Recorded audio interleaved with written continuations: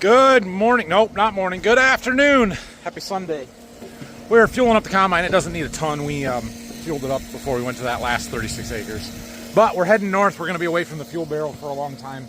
Probably going to have to haul fuel up with the fuel trailer at some point anyway. So I thought, well, we're here. We might as well top it off.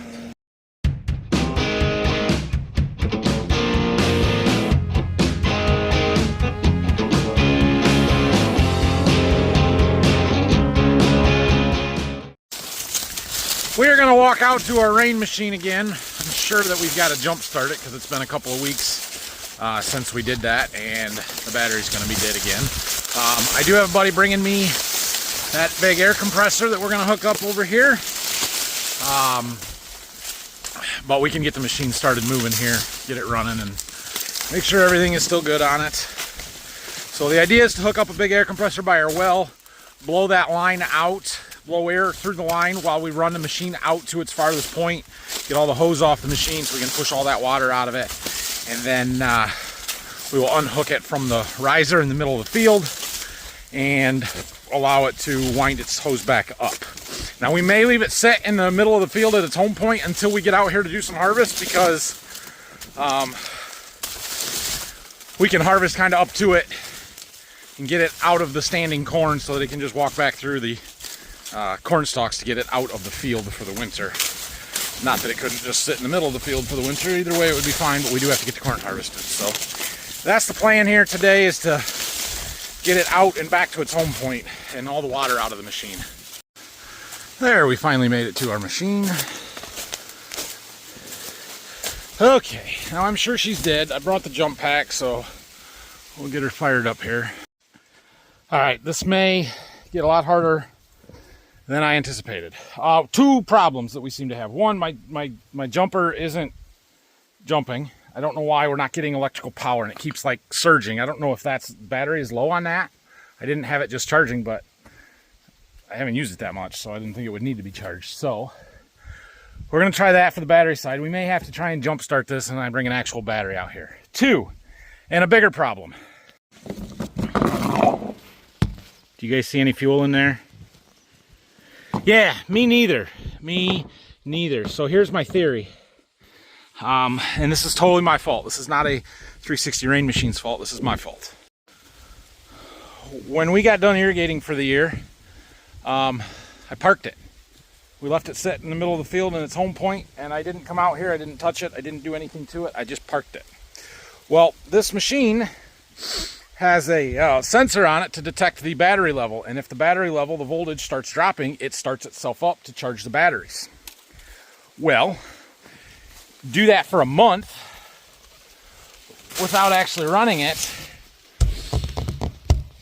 or checking the fuel level or keeping an eye on it or anything, you're running out of fuel, I think. Now, I don't think there was a ton of fuel left in it when we got done and parked it, because I didn't need there to be a lot in it. But now there's none. So I think what happened was that it started itself up several times to try and charge its battery, because it's always trying to connect to the internet and using some electrical power. And it did that until it ran out of fuel. And so now not only is the battery dead from the electronics wearing it down, but it wouldn't run even if we could get some power into it, because the battery, there's no fuel in it. The problem is, the road is that way or that way. How do we get fuel to it? It's going to be a challenge, right? And we've got a hose laying across here back to our center point, so we're going to have to get it started and get it out of here to harvest the field. But best case scenario here might be to actually come here and harvest, because I have a pass, I have end rows. Let me just get down and show you. So where our backbone is here, where it makes its turn, we have a set of what I'm going to call end rows, but it's really the middle pass in the field. And I can take those 8 rows over there. I can harvest those 8 and not be in this pipe. And then I can drive my fuel trailer out here and be able to fuel that thing up and get close enough. And also, if I had to get an actual battery out here to jump start it, it could be done. So I have a feeling that's going to have to happen. So this was going to be the second to next field that we were going to come to, but maybe we should just come here this afternoon and try and get this opened up so I can get this dang thing out of the field. right, I talked to Dad. We have a plan. And I think that plan involves this field, not the other field that we were going to go to. So now I am sure that some of you are already typing in the comments how unreliable this machine is and that it's garbage and we shouldn't be using it and blah, blah, blah. Look, this one was 100% operator error. It's on me. If you want to be mad at anybody or you want to blame anybody, you can blame me because I did it. I screwed that up, all right? It is not the machine's fault. I still love this irrigation system. And if any of you don't believe that, go back about 3 years, 4 years, and watch when I was irrigating this corn up here with the Hard Hose Traveler and tell me how much I loved that. And then we'll watch these videos and tell me how much easier it is, okay? And I know, buy a pivot, but I've explained over and over why that doesn't work in this field. We're not gonna go into it right now. So I'm not upset with the 360 Rain. I love the 360 Rain. It does a phenomenal job. And I'm excited to shell this corn up here. It's not all gonna be great corn because we were so dry, but some of it is gonna be good corn. Hi, neighbor. Hauling corn, very slowly. All right, are we ready for this? Let's go shell a little corn. We aren't gonna get much done today. I just wanna prep you. We are not gonna get much done. But we're gonna head up to the irrigated field and we are going to work a few end rows and then Phil's gonna come pick me up. We'll eventually get a grain cart up there. We'll eventually get some trucks, my dad, all of the things, you know, that we need to effectively shell corn. Let's go. See that field? There's tractor. That's Dad. He's just finishing that one up. That's that triangle field. We spread fertilizer on, or what did we spread? Gypsum up there a long time ago. They got the litter spread a couple days ago, and he's just finishing that up. So he has got all of the fields that had chicken litter spread on them recently done now. So that's a good thing. I think he's going to help us shell some corn here this afternoon. So we'll get him picked up when he's done and moved up to the field or help get some equipment up there. All right, we are going to start a few end rows here and get this opened up. Now, it is important to temper your expectations, especially on the north end of this field, because this is the sandy stuff. We had less rain here all year. We're 2.5 miles north of any other corn that we have harvested, and the rainfall was vastly different. And so even where we irrigated, I don't expect this to be the best corn we've ever had up here. I fully expect that we are going to have some sub 200 bushel irrigated corn in places. Now there are other places that are going to be really, really good. They're more that way quite a ways. So we'll see what we how things go here. I'm just going to make a round on these ends, and then we got to go get the grain cart and get everything else moved up here. But we got a little room to park trucks and stuff. And yeah, we'll see how we do. The goal for tonight is to get opened up far enough that I can get to my rain machine with a fuel trailer and something to jump start it. So mostly get end rows done. That's the vast majority of what we're trying to do. We aren't going to cover much ground. We're probably going to be up here for 3 days minimum. 175 acres, but there's going to be a lot of bushels. If we were done here by the Tuesday night, I would be thrilled. All right, well, I made a round on these ends. I'm waiting for Phil to come pick me up. I told him a half hour. It didn't take me a half an hour to do all that. So he'll be here soon. Slow trip up with the grain cart. This wouldn't be so bad because it's only 2.5 miles north, but the bridge is too narrow and too low a weight rating for me to go across. There's a 7-ton bridge, which is 14,000 pounds. This tractor weighs 40-some thousand pounds, so that ain't gonna work. So we have to go around the block, and it adds 2 miles to our trip. Well, we made it up here. Dad's gonna run the combine here for the rest of the day, so I'll jump in there and get my stuff, my water, and my phone mount. Okay, well, we're back in the grain cart here. I did ride that round on the ends with Dad, and then he was having some computer trouble, and I was trying to fix it, and then the guy came and brought me my air compressor. I'll show you that later. I didn't grab any of my stuff. The whole reason I got in that cab was to grab my water, my phone mount, my microphone. Forgot all 3. So we'll have to do that at some point here, but whatever, it's fine.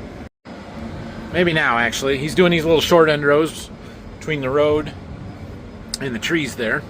There's talk of a tile project this fall to try and fix these ends that are really wet. There's a big wet hole in that corner. and there's nowhere for the water to go really, so we're talking about running a new main back to the river through that gap in the woods there. It might happen, I don't know, we'll see. The deer damage is also horrible here. All of this ends they're really short because the deer have come and topped all the corn, ate the centers of the plants out when it was younger, so that it couldn't really grow that tall.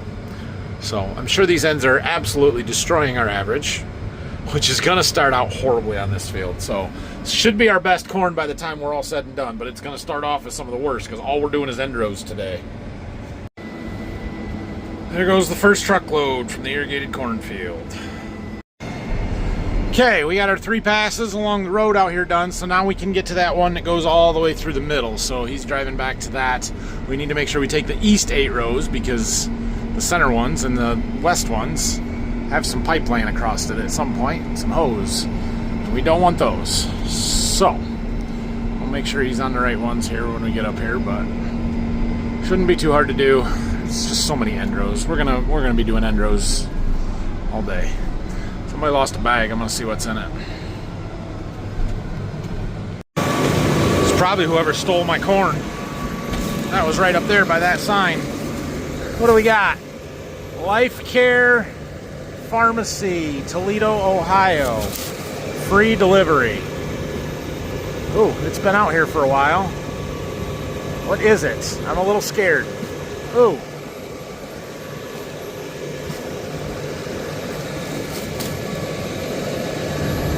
I think somebody threw their trash and oil. It appears to be a bucket of tar. Thank you. Ish. Something. Definitely a bucket of tar. I tell you what. Find all kinds of stuff in fields sometimes. Okay. We're making it out here. So right. You want to go clear the river or stop at the corner? Right there's our riser. I don't know if you'll make it clear to the river, but if you can, go for it. I want to do those ends along the fence row there, so we might as well get over to that. Well, I don't think I'm going to make it over there without being full. I'll see what it looks like on the corner. All right. Well, you're past the rain machine now, so you can cut over 8 rows whenever you need to dig a hole out here. Yeah, I saw that. I didn't realize you had the hose laying down in the end rows here. That's why we had to take these East 8. Yeah, there's our machine. So now we can drive our fuel trailer out here and get close enough to actually get some fuel in it. And some other supplies and whatever else we need to do it. So the hose is laying there. And then obviously it curves to the machine right through there. So I want to harvest these rows kind of up to the end of the machine there so that they're out of the way as well. But these go all the way through to the river. This field has a jog in it. You can kind of see where we're at here. I'll stay out of his way. I'll show you here in just a second. We'll slow down and stop here. Okay, so this is the roadside up here. We pulled into this corner and did these ends. Our well is over here. We did these little short ends back here. 3 passes along there, and now we're cutting down through the center. And see, this field jogs and we go around this corner, and so these rows go all the way through to the river and they form the end rows there. He isn't going to make that, so he's backing out now and going to dig out, cut over 8 rows, and then have to do another one so we can pull up and get unloaded. But I want to do these end rows, and then I want to work up along this side, and I want to do these end rows and around this house a little bit here. And so we're going to do all of that here. It's going to take a little while.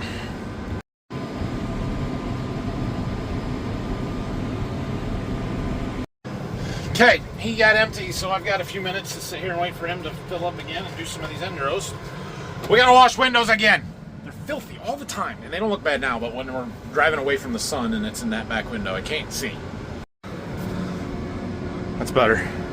And I got the ones on the cart so that I can actually see in there too.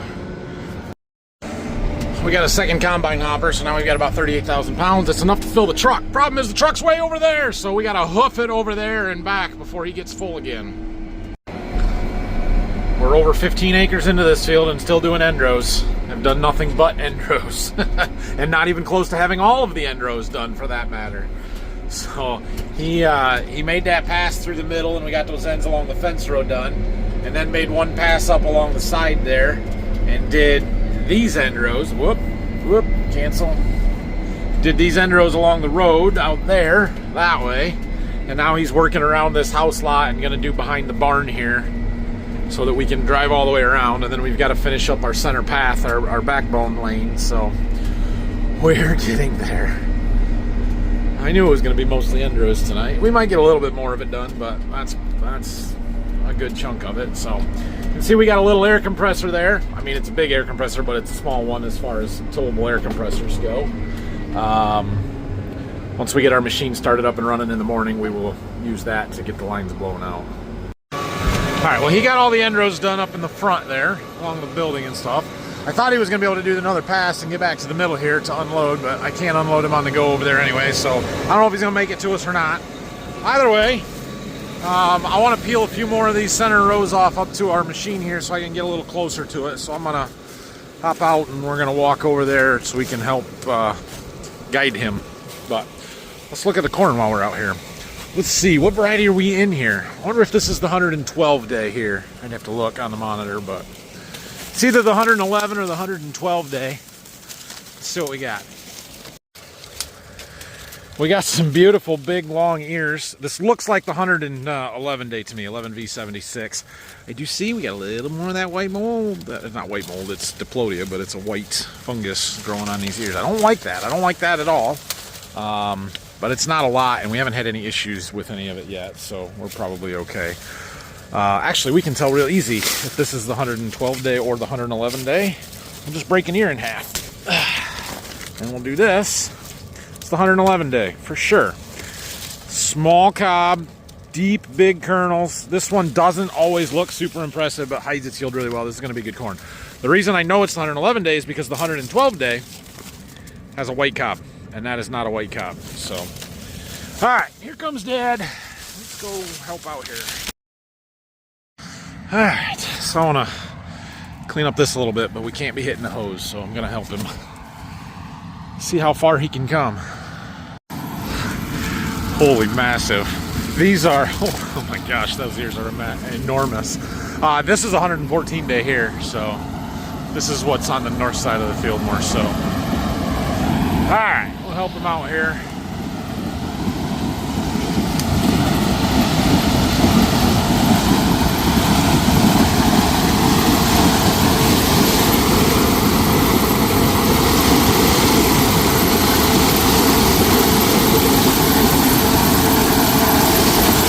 Good enough. I'll do the next 8. The ears sound enormous hitting the deck plates from here.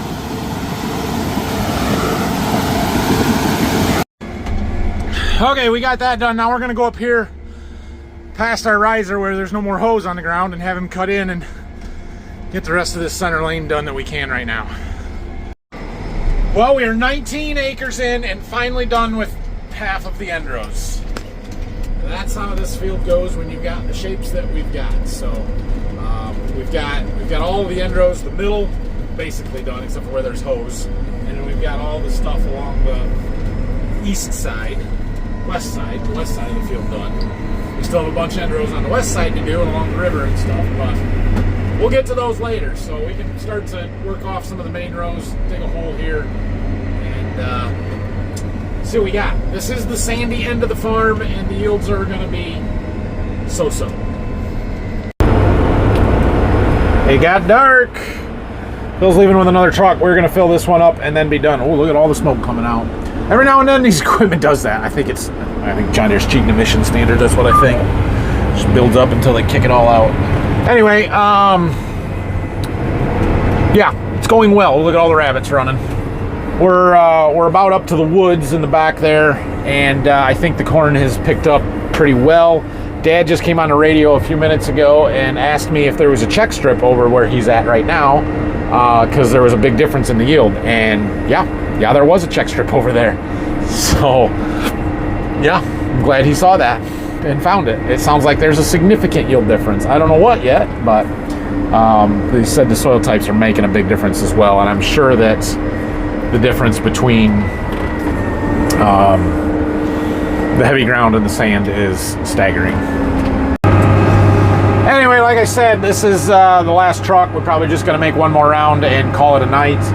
We've got a little over 30 acres done here, which is a great start. It's going to take us 2 more days, no matter what we do, to finish this field. We're down to, there's 140. Even 2 days might be pushing it with how many bushels we've got to haul out of here. So, yeah, good start. I'm happy with it. Hopefully we can get our rain machine running in the morning. We got that air compressor here. We can get it blown out, and now we can get to it. So that's helpful. Okay, well, we're done here for the night. So we're going to shut our lights off, shut the key off, and then the lights come back on, and head for home. I don't have my coat. It got dark, and I don't have my coat. It's cold out here. Good start. So is the irrigation worth it? Is it any good? Well, in the sand it was. In the sand it was good. We'll see how the other strip does. Yeah, it's not going to be outstanding corn. It is going to be good corn, but it's like we got really dry, so that's what it is. Yeah, dry weather hurt. Yeah, but it's better than it would have been without the water, right? Oh yeah. Oh yeah. Especially on the sandy ground. Yep, that's why we do it here, because this is our sandy farm. Well, we're doing all right. Decent day. We got some done. We'll do better tomorrow. Like I said, we're going to mess with that irrigation stuff in the morning, try and get that. We got to get it wound back up because we're going to get to that riser and we got to be able to get that hose off the ground. So we got to figure out how to get it started and moving. So we'll do that in the morning. Sounds like Brock's going to be here tomorrow. Sounds like Steve's going to be here tomorrow. So we're going to have all kinds of help. We'll have a good crew. Should be able to get a lot done. Phil's a little frustrated with the dryer right now because it was drying stuff too much. It was down to 13.5, and so I don't know what he did, changed some stuff, recalibrated some stuff, and now it's at 16.3. And he doesn't like that because it's going in the bottom of a bin that's going to be there for a long time, and he doesn't like putting that wet of corn in the bin. But you just got to be patient. Just got to let it do its thing. It'll even out, and it will be fine. You won't notice it when you're taking the corn out of the bin. But yeah. So anyway, have a great night. Thanks for watching today. We'll be back at it tomorrow. Don't forget to like and subscribe. See ya.